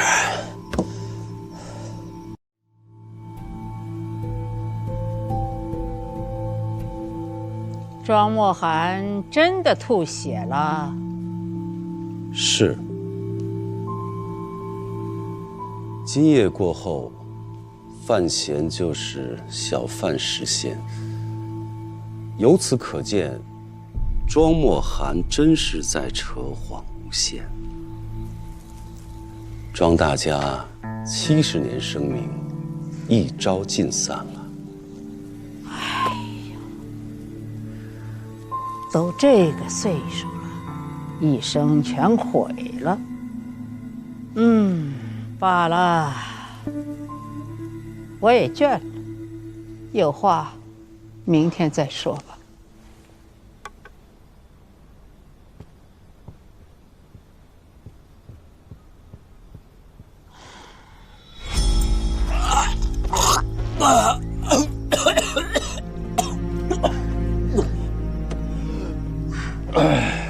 不是吃药了吗？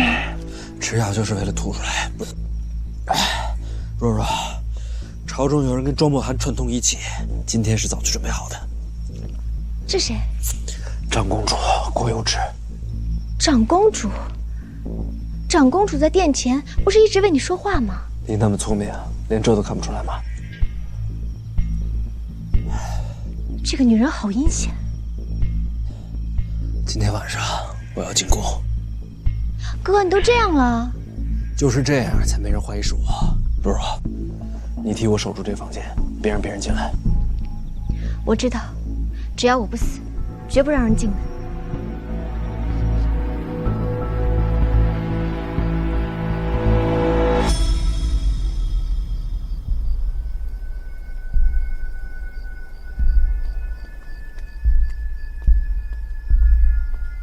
大人，在这儿候着。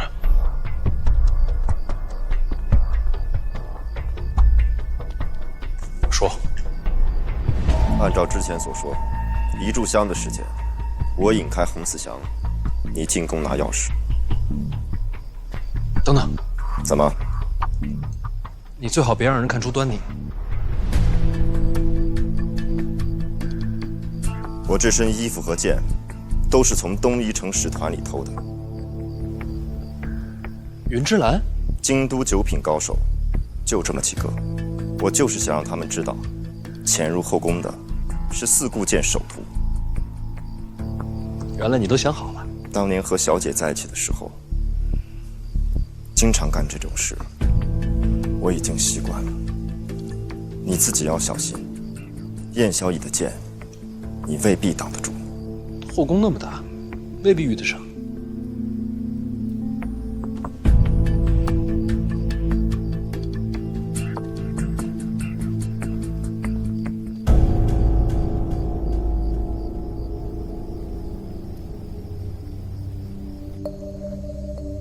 这么多诗，手都抄酸了吧？如今我抄出了文坛佳话，这是千载难逢的喜事啊！便是这只手抄断，心里也只有喜欢。陛下，可是累了？只是感慨啊！我大庆国以武立国，在文治方面远远不如齐国。这是先帝一直耿耿于怀的。如今天佑庆国，我朝出了诗神小范大人。诗神啊，我看他是两眼诗神。不过这诗写的确实还是不错。可是朕总在琢磨着，这诗是他写的吗？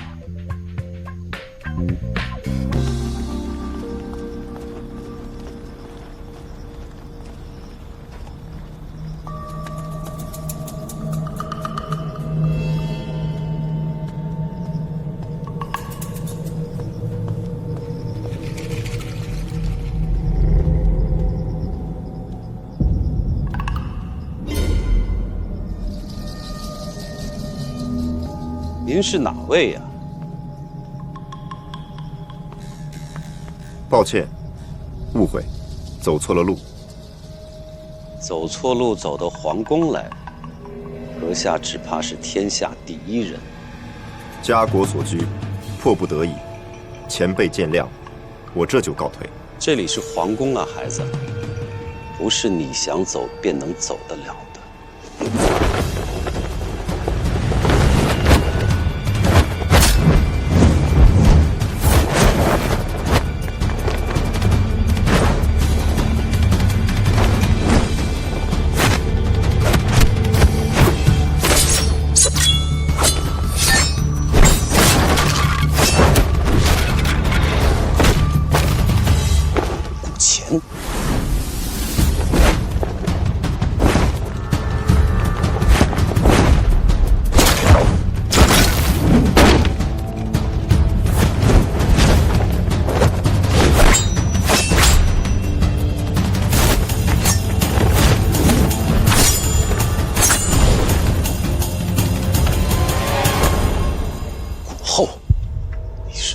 剑门下。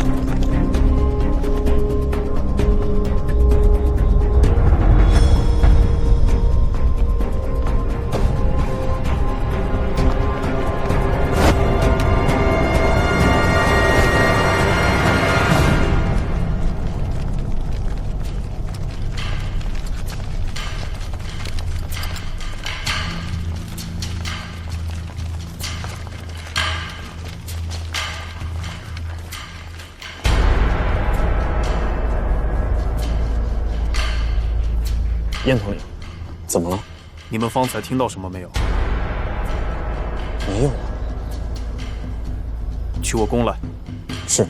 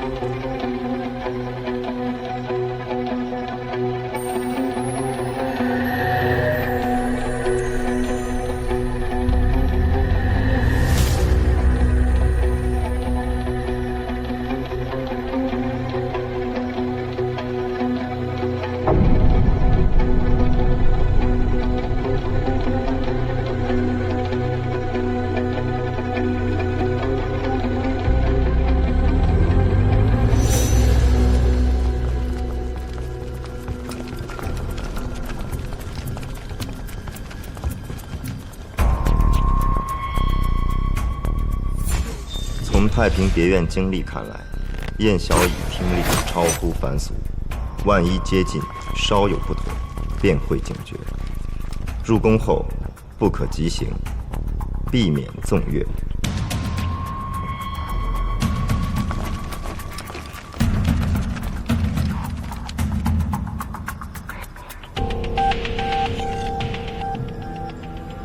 燕统领，可有不妥？并无异常声响。宫里贵人养了狸猫，都胖得出奇。或许刚才响动是因此而起。你们继续巡视。是。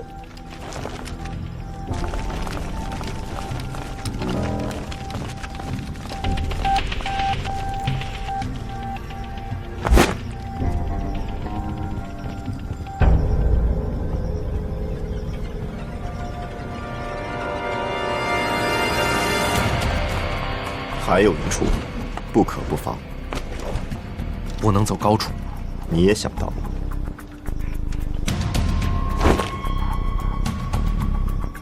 抛去听力不谈，燕小乙是剑手，剑手最要命处总是眼睛。若攀高而行，虽是深夜，却未必逃得过他的双眼。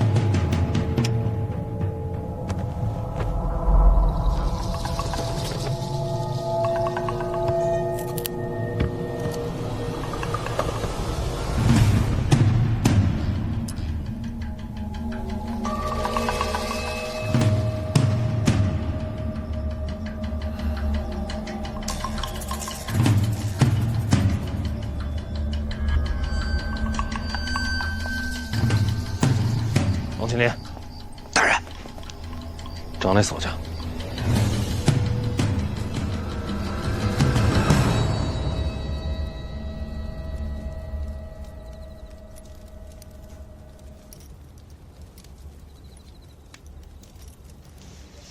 就这把钥匙啊，复制一把。这不是钥匙啊，世上没有这样的钥匙，也没有这样的锁呀。被骗了。你别管它是什么，能做吗？这东西极其的神妙，费时。只要大概样子，细处不必讲究。粗略些？粗略些。有多久？若不讲究，一盏茶的功夫。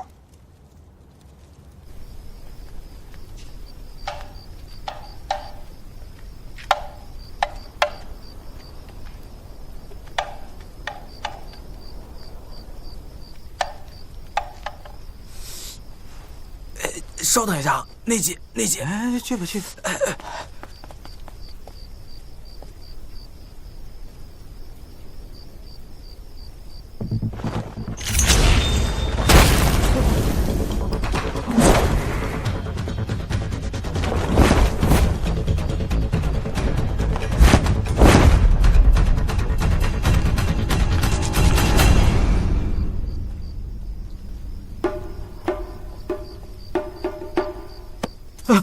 瞧什么呢？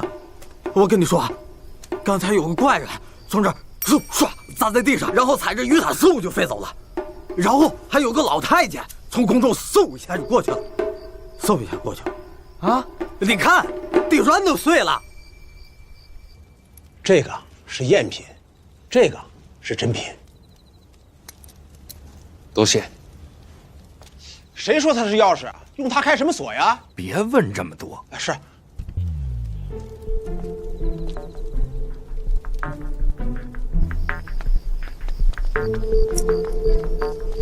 大人，你不用跟这儿了，赝品我自己送回去，然后自己回去。好，大人，这算是绝密吧？我信得过你。我是说，锁匠怎么办？你想说什么？大人，要不要除掉它？只是做把钥匙，何以至此？重金酬谢，连夜送出京都。这段时间让他别回来。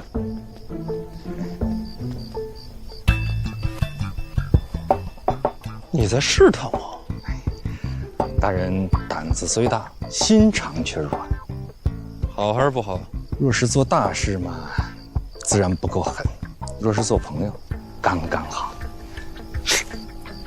哎，大人，还有一件事啊。说，既然要重金赏赐，还请大人把那重金给我。这时节我上哪儿给你找去？自己垫着。哎，大人，那你是不是给我写个条子，让我9出13进，多少让我赚点儿？滚去！哎，大人你小心啊！大人这次还算顺利，放回赝品，便算大功告成。只盼不出意外，见事躲着走，切莫节外生枝，应能无恙。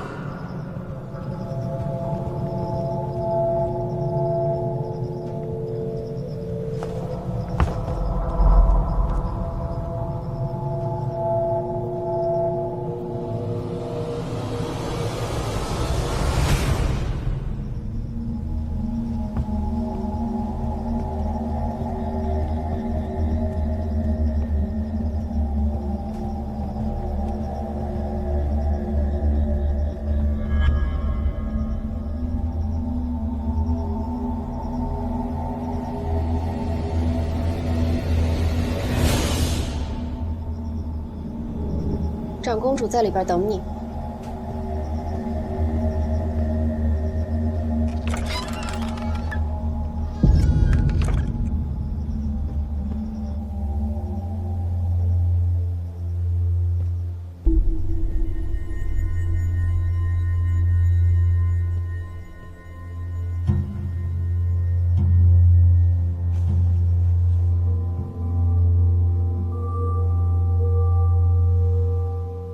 长公主，两情若是久长时，又岂在朝朝暮暮？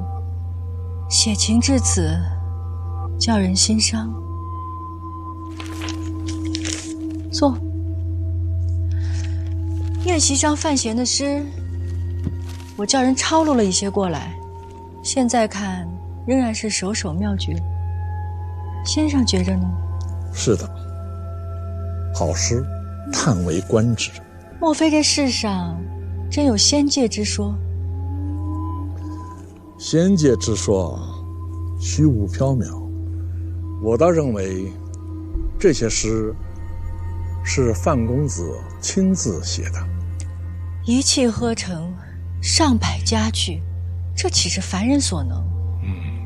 难道他真的是仙人折凡吗？如果是仙人临凡，那他是诗中之仙，就非范闲公子莫属了。我连夜叫先生来，是有话想问您。先生答应我在宴席上，要将范闲踩于脚底，让他身败名裂，敢问先生做到了吗？我今日构陷范闲，是赌上了我一生的清明。不过，输给这样的人，倒也心服口服。可是就是有一点我不明白啊，像范闲这样的诗才，长公主，你事先未曾言明，要不我也不会自取其辱吧。我也真是没想到，这孩子有如此惊人之举。这样也好，功败垂成，好在哪里？幸亏一夜之间写成天下百首之诗，若非如此，天下之人若是听了老夫那些话，都会以为他是抄袭了他人诗作的无耻之徒。他是无妨了，但是先生声名尽毁，那也总好过一生愧疚于心的。你是心安了，那我呢？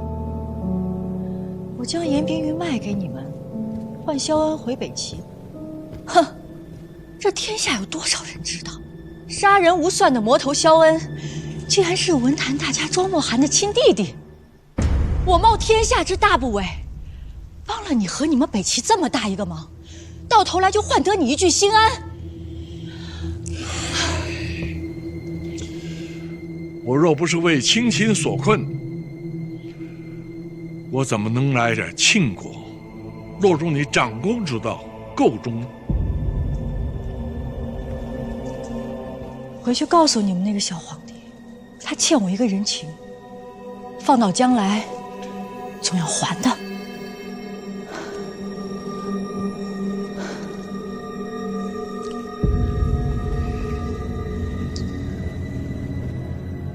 我倒有一事想不明白，像范闲这样的人才，这样的年纪，他本应是庆国未来的栋梁之才，长公主为何非要除他而后快呢？甚至于出卖自己监察院的暗探。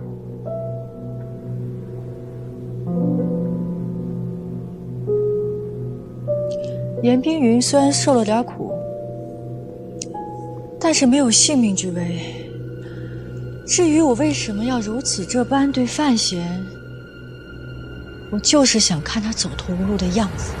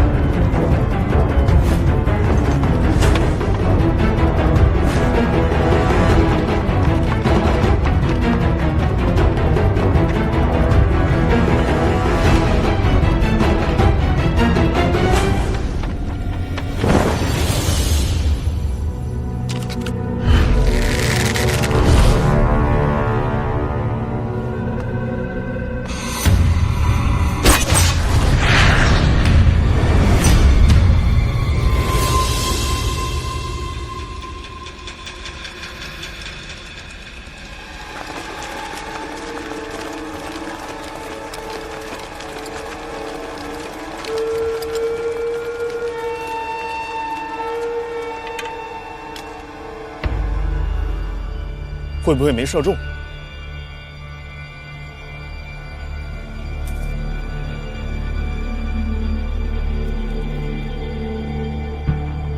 箭头已断，还有一些碎布块，肯定中了。